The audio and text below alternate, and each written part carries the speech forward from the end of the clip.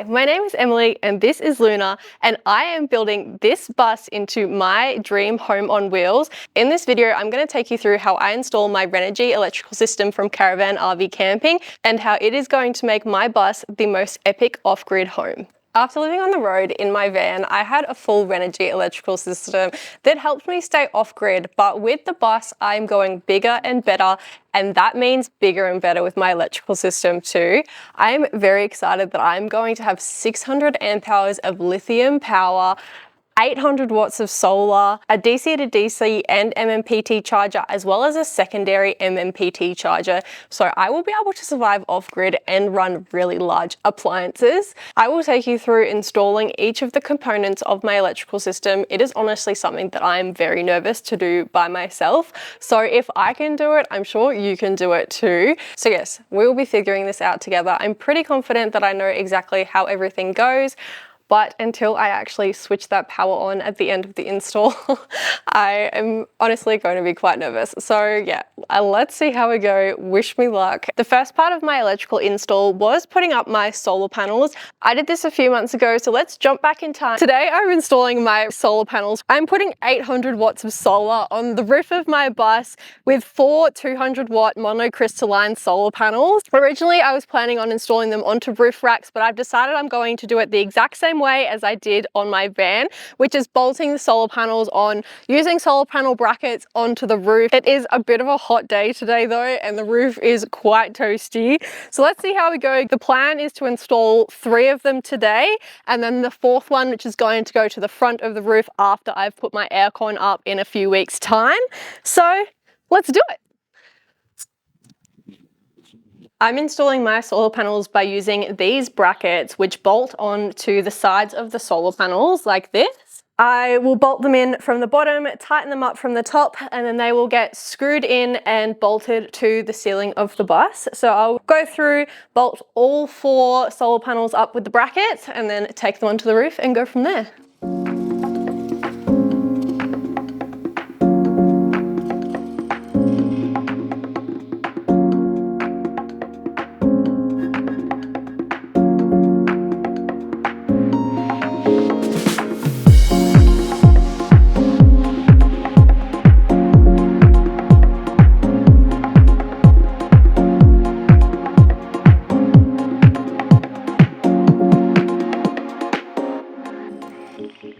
We have put the solar panel up on the roof. I pre-drilled the holes with a small 2.5mm drill bit first, and then went through with a 6.5mm drill bit to make sure that I had the correct size holes for our bolts.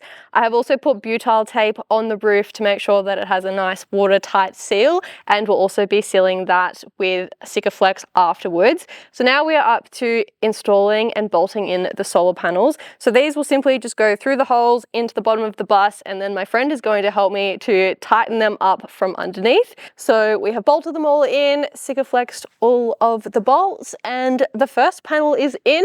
Now I just need to do it 3 more times, but we won't be getting that done today. It has taken us all afternoon to get this one on. Solar panels have now all been installed. The 3 at the back are bolted in exactly the way that I just showed you, and the one at the front I needed to put on roof racks. So that was even easier to install. You just use the brackets for the solar panel and then bolt them directly into the roof rack channels. Connecting the solar is also super easy. The cables basically clip together, and because I'm running 2 circuits of solar, I've connected 2 panels together and then the other 2 panels together separately. They run through solar panel glands into the bus through the roof. So now that you have seen me install my solar, it is time to run you through what is going to be powering my whole system. So I have got the Rover Lite 40 amp MPPT charger.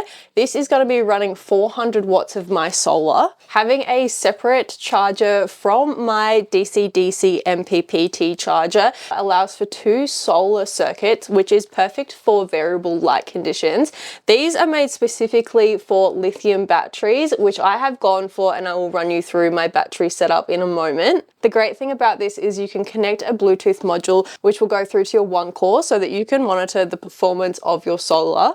Next up, I have my DCDC with built-in MPPT charging. So this is for my second lot of solar circuitry. So I'm running 400 watts off of the 40 amp MPPT charger, and then the other 400 off of the DCDC and MPPT charger. It can charge via your alternator and your solar simultaneously, which maximizes charging while you're driving as well as solar during the day. It prioritizes your solar first and then brings on your alternator in low light conditions, which is super cool that these can be such smart pieces of equipment. This IP67 model can even be mounted under the bonnet, but I'm going to be mounting this with the rest of my electrical system in the back underneath the bed. We can also keep track of this on the One Core. And then we're on to this big boy. So this is the 3000 watt Renogy inverter charger. This is the updated version. If you have seen the previous model, it is so much bigger, bulkier, and heavy than this. So having the new model is great because it is so much smaller and lighter, which is great when you're trying to save space and weight while building a vehicle. It does run all of my 240 volt appliances, so things like my induction cooktop that I have here, my aircon that I have up here, and anything else that is run via household switches. You do need to make sure that this is installed by an electrician, as all 240 volt stuff needs to be done by a qualified electrician. So yeah, you can do your 12 volt stuff yourself, but I will not be doing any installation when it comes to this. I also have a plug on the side of the bus so that I can plug into shore power if I'm at a caravan park or visiting friends to recharge and I'm low on battery because it's been overcast and I haven't been doing a lot of driving. It has adjustable charge output of 5 amps right up to 150 amps, which is great for super fast recharging. So these guys are my solar as well as alternated charging while driving. This is for all of my 240 volt power, as well as I can charge up my batteries by plugging into a normal household socket. I've also mentioned the One Core. So this displays all of the information from all of my systems. So I can keep track on how much battery percentage I have, how each of these are performing wattage wise, what's coming in, what's going out. And it also has an inbuilt leveler, which is super handy. So yeah, now that I have ran you through each of these, thank you for listening to me talking for a little while. Let's get to actually installing some of this. So my electrician ended up coming out for the last few hours and he has gone through the bus and put in the power points as well as wired up my stove and my air conditioner. So that's all ready to go. He's coming back tomorrow to do the inverter charger. So in the meantime, I have ran a couple of wires underneath the bus for the alternator and started doing a little bit of the wiring up for the alternator. These are my starter batteries and these are the 2 cables that I have run underneath the bus that will connect up to the DCDC charger. So this will eventually go onto the positive, that will go onto the negative of these batteries, and then they, don't mind my mess, come out down here in my battery box just there. So they come through the floor and then they come through a hole that I have drilled here. So I will also have to seal around these holes here because the battery box does need to be fully sealed. So that's fine, I'll put some sealant around that. So then you come over here to where I've got my alternator charger. It looks like a bit of a mess at the moment, but let me run you through it. Okay, so over in this back corner is where my DC-DC charger is going to live. On the DC-DC charger, you have a few different cables. This is a temperature sensor if you have different batteries, but because I have lithium batteries, I don't need to use this. This is for your earth. It will be connected through the negative cables on your bus bar. This is the positive cable that goes to my starter batteries. So I have connected those up and wired them together. This is for the solar, so that is going to go up into my solar panels, which will go off of this fuse here. So I have ran my cable that comes from my solar panels on my roof through the roof down into here. So that is onto a 60 amp fuse, and then this one will go on the other side there. And then this is the output cable, so that is going to go from the DC-DC charger back to the bus bar, and then that's what's going to charge up the batteries down here. This one will also be ran up into a 60 amp fuse here, connected on this side. The thing that you do need to keep in mind as well is running the cables from your DC-DC MPPT charger to your bus bars, the cables that are going out of the system into your batteries need to be the same length. So make sure you measure those correctly and then run those through. So I have got the negative here, which is ran through just this little post here, and then that's going to connect up to all of my negative cables that haven't been connected just yet.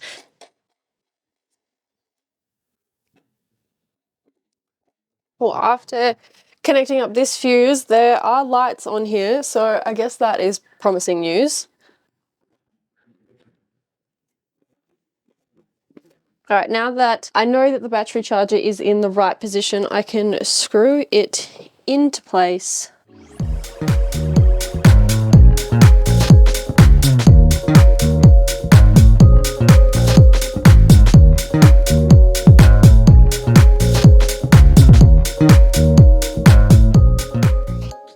All right, now that I have connected all of the wires on the DC-DC charger, I'm going to go ahead and connect these wires to my starter battery. So the first thing I need to do is disconnect the batteries, so take the negative off, and then we can put the positive wire on and then the negative wire on and reconnect the batteries, and it should be good to go.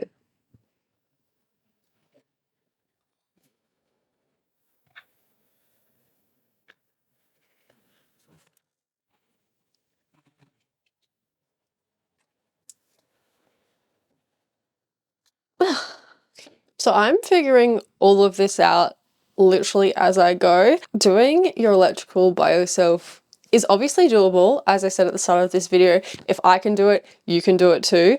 But my goodness, it is a whole other thing when you're trying to wrap your head around every single part of the system. The last thing that I need to do with my DCDC MPPT charger is connect it through to the house batteries, but that is going to happen right at the end after I have also done just my solar charge converter. Having some lights come up on the DCDC MPPT charger, I am super excited because according to this, I think I did it right. Like, I'm pretty sure, like, everything that it's saying on here is correct. But yeah, seems like I've managed to install the first part of the system. So that's very exciting. Now on to the just solar charge converter. So let's see, I don't have much daylight left. So fingers crossed I can get that in today. All right, so as I showed you guys at the start of the video, this is the 40 amp solar charge converter. Saying MPPT so many times in this video, it is so difficult. But yes, this is an MPPT charger. I'm going to be running 400 watts of my solar off of this, 400 watts of my solar off of that. So this one should be a lot more straightforward to wire up because it is just running the solar, not the DC-DC. So it is also going to live right here. So let's secure this down and then I will run all of my wires to the MPPT charger. We'll get that connected up.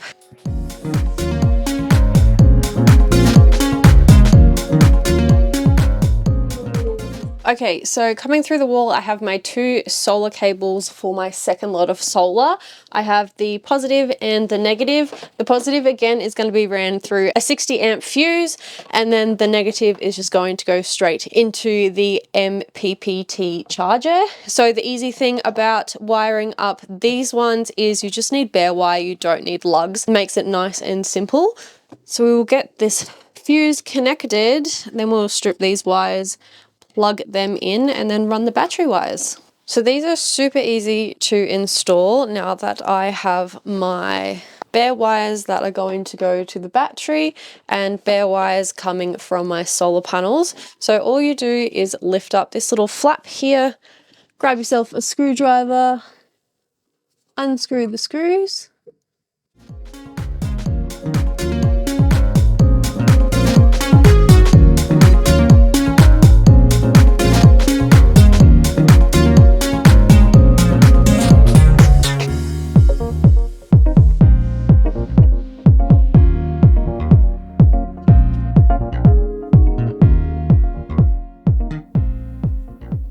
okay.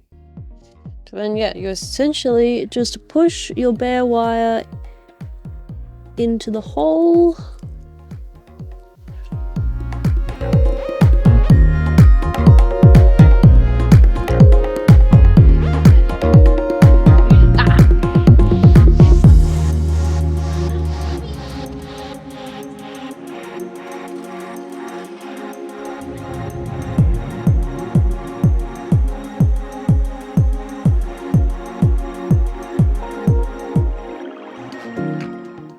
Unfortunately, I've run out of daylight and I do not have any nighttime lights out here. Tomorrow morning, I'll be up early and I'm going to connect up my batteries, and then the system should be complete. So yeah, I'm super stoked with how much I ended up getting done today. Good morning. I'm feeling so much more refreshed today. Excited to get this electrical system fully finished off. So yesterday we installed the inputs into both my DCDC MPPT charger as well as my solo MPPT charger. So they're all coming in, everything's reading that solar is coming through the bus. So that's super exciting. Today I need to connect up my lithium batteries. So that's what we're gonna do. And then my electrician's coming back later this afternoon to power up the inverter, and we should be able to switch everything on, which is a huge milestone. So let's get to work on these battery cables, and then yeah, well, hopefully by the end of today, I have a fully powered up bus. For connecting up my 2 lithium batteries, I need to have identical length of 95mm squared cable. So these are going to be my inverter cables. They're going to run from my inverter through to the bus bar, which will connect through to the batteries. These two are connecting my batteries together, so positive to positive, negative to negative, so that will link the two of them up. And then these two are going from the batteries, so one will go to the negative on one battery, one will go to the positive on the other battery. They will run through negative through a shunt, positive through a 400 amp fuse, through to the bus bars, and that's how everything is going to get its power. So what I need to do now that these are all measured to the correct lengths, these ones are ready to be connected up, but that will happen a bit later. These ones I need to cut in for where I'm going to connect through my shunt as well as my fuses, and then add some extra terminals onto those. And then the same with these two, I need to finish adding the lugs on the end of these, as well as add in the 400 amp fuse onto the positive wire. So that's what I'm going to do now, and then we should be pretty good to be able to join the whole system up together. So I'm first working with my negative wire here. I have it through these glands, and then the negative wire will connect up to the negative battery here. And then I have my shunt, so the negative wire goes through the shunt, out the other side and into the bus bar, which then communicates with the rest of my system. So I just need to make sure before I cut this wire that it's going to be the correct distance. So as you can see, that will go through the shunt down to the negative bus bar, and that will fit my wire there. So we'll mark it.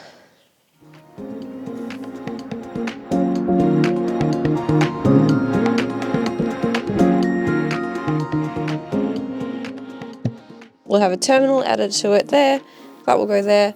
This one will have 2 terminals added to it, and that will go there to there.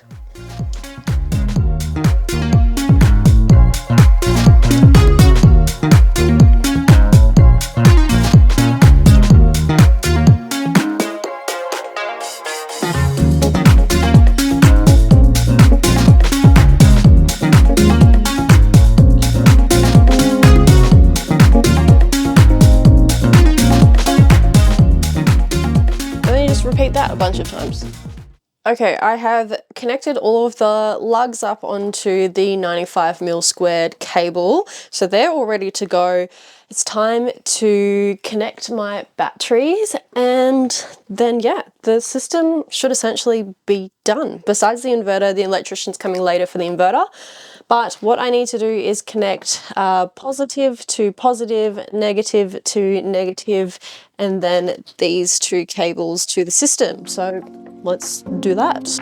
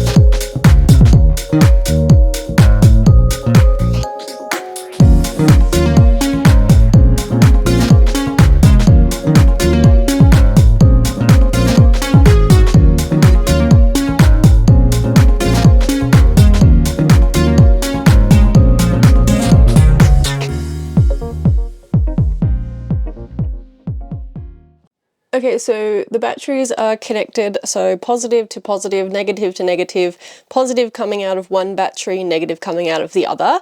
Then they come through these glands on the side, which are sealed, and then the negative comes down into the 300 amp shunt, and the positive comes into a 400 amp fuse, and they go through to the bus bars, which connects through to the rest of the system. Last but not least in my electrical system is the Renogy One Core. This is my battery management system, so this will show me everything that is coming through all aspects of my system. Everything from my battery percentage, how much solar is coming in, how many amps my DCDC is drawing, and it also has an inbuilt leveler, which will be very handy when it's pulling into campsites. Everything will connect through Bluetooth, so we will be able to see how everything's working, see what it draws, everything like that. So let's set this up and then we will make sure that the power is on and working. So it's searching for all my Renogy devices now to connect them.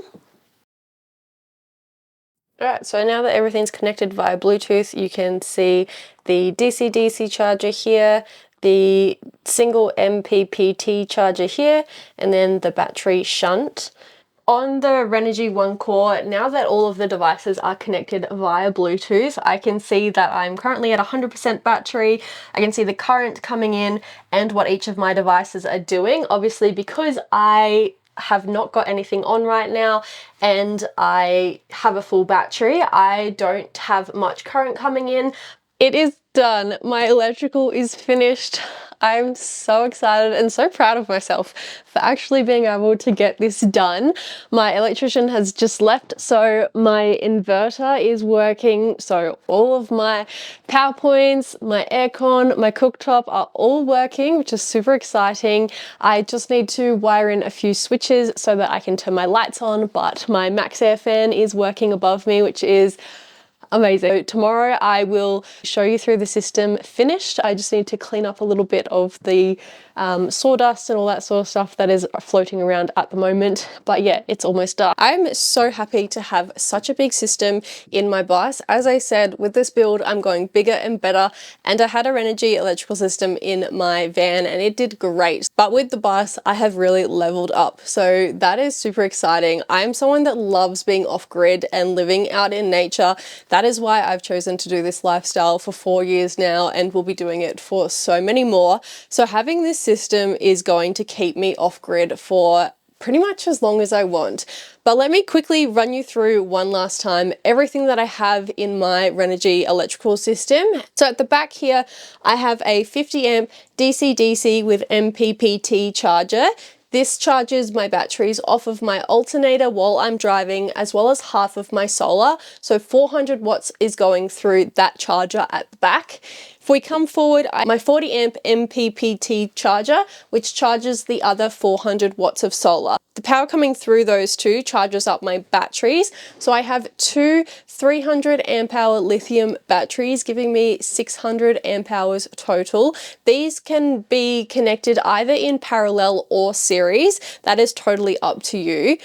Having 600 amp hours means that I can really comfortably run large demand appliances like my induction cooktop or an air conditioner. So that's gonna just mean that I can basically live super comfortably. Coming out of the battery through to here is my battery shunt. So that communicates with the One Core at the front on the wall to show exactly how much percentage I have in my batteries. With lithium batteries, they do need to be in a sealed battery box. So I've built a battery box which is going to have a lid put on top here, so that will all be sealed and you won't be able to actually see my batteries. They have been vented through the floor and the cables coming out the side here have been sealed to adhere to the Australian regulations. And then over here, I have my 3000 watt inverter charger. So this is what runs all of those household appliances like my induction cooktop. This needs to be installed by an electrician, so make sure you have your electrician come out to install this and wire it up and do any of the 240 volt work in your vehicle.